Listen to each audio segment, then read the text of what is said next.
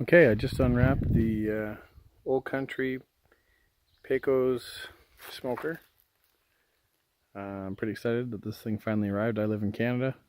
Getting this thing from academy.com is no easy task when you live in Canada. I am on a border town, but they not only block Canadian credit cards, they also block Canadian IP addresses.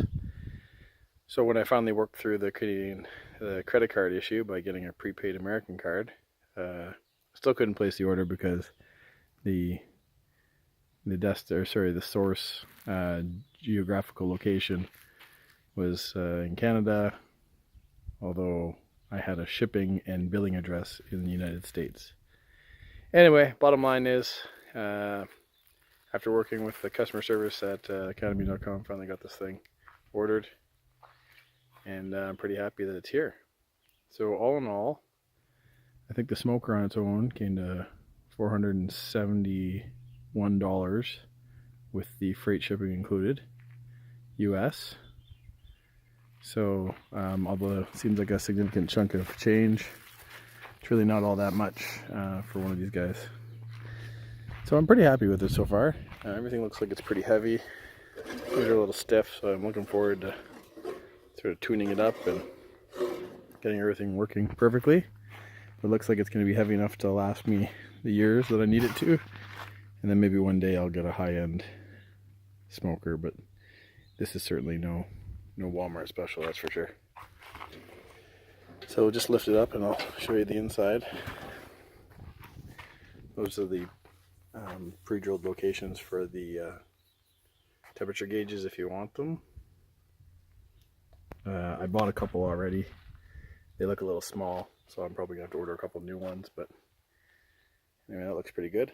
This is one of the main features I bought it for, was the slide-out tray. I thought that was great to be able to pull this out, and I can set my brisket right on there, prepare it, and then slide it right in and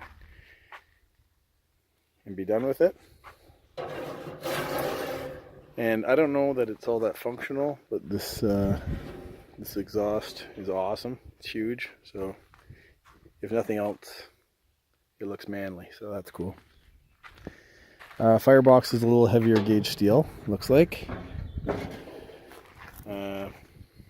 I love this grate here, although I'm not sure I'll ever use it. I know you're supposed to be able to grill directly on this. And maybe I will use it, but a lot of people stick this down in the bottom in place of the fire grate that's down there, and gives you a little bit more air circulation underneath for a better burn. And I think that's especially good for charcoal, and I think that's probably how I'll use it. I'll probably do a lot of charcoal burning on it, or maybe some mixed burning. Can't remember what that's called, but just looking forward to having the option of doing stick burning if I want to. The wheels are pretty cool. They're huge. Again, I'm not sure there's any function there other than the fact that they look like an old locomotive, which is pretty hardcore. I like that.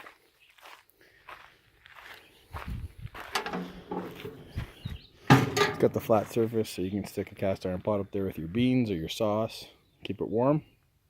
So also a good selling feature for me, as well as these lid stops, which would be nice.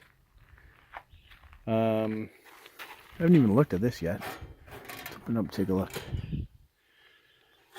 Alright, it seems like there's enough circulation room underneath there for air, but some people say that charcoal doesn't burn all the greatest in there, and they make baskets. I'll probably do that just because it sounds like a fun project. Not that I necessarily need to, but anyway, probably will.